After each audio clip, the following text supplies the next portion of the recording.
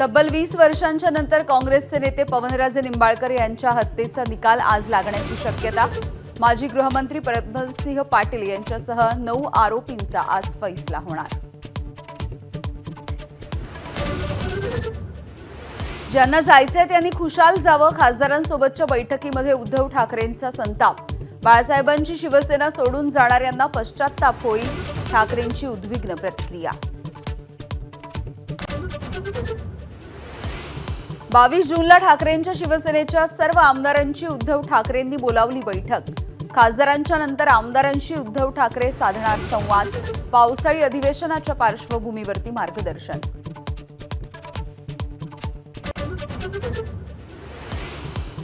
विधान परिषद निवडणुकीसाठी all India Congress कमिटीच्या सूचनांकडे राज्यामधल्या बड्या नेत्यांची पाठ फिरवल्याची चर्चा।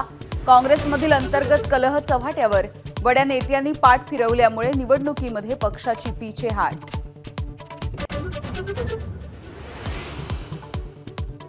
तृणमूल काँग्रेसच्या 20 बंडखोर खासदारांची कल्याण बॅनर्जींना बडतर्फ करण्याची मागणी। संसदेच्या आवारामध्ये अपशब्द वापरले आणि गैरवर्तन केलं असा आरोप। लोकसभा अध्यक्ष ओम बिर्ला यांच्या कारवाईकडे लक्ष। महागाईचा आणखी भडका, पुण्यामध्ये सीएनजी आणि पीएनजी महागला। पीएनजीच्या दरामध्ये 85 पैशांची आणि सीएनजीच्या दरामध्ये 1 रुपयांची वाढ। डिझेल आणि हवाई इंधनाच्या निर्यात शुल्कामध्ये 50 पैशांची वाढ।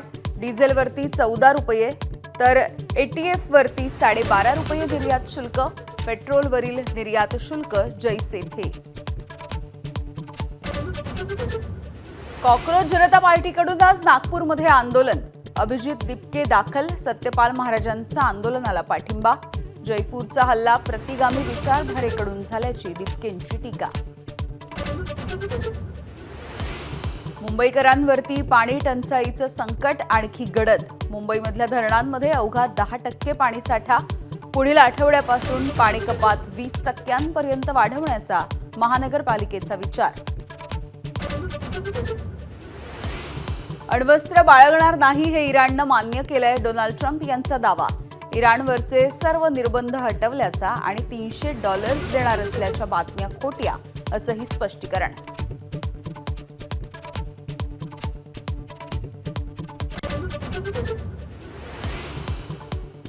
भारत आणि स्लोवाकियामधल्या मैत्रीचा नवा अध्याय सुरू। पंतप्रधान मोदींना स्लोवाकियानं दिला सर्वोच्च नागरी सन्मान।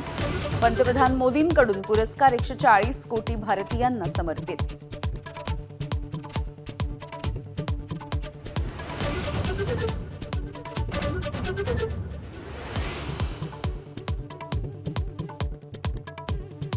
आणि य संघाच्या वनडे तिरंगी मालिकेमध्ये श्रीलंकेचा भारतावरती सुपर ओव्हरमध्ये विजय। 6 चेंडूंमध्ये 17 धावांचं आव्हान गाठण्यामध्ये अपयश। सामन्यानंतर वैभवचा लंकेच्या खेळाडूला धक्का। कर्णधार तिलक वर्माची देखील पंचांशी हुज्जत।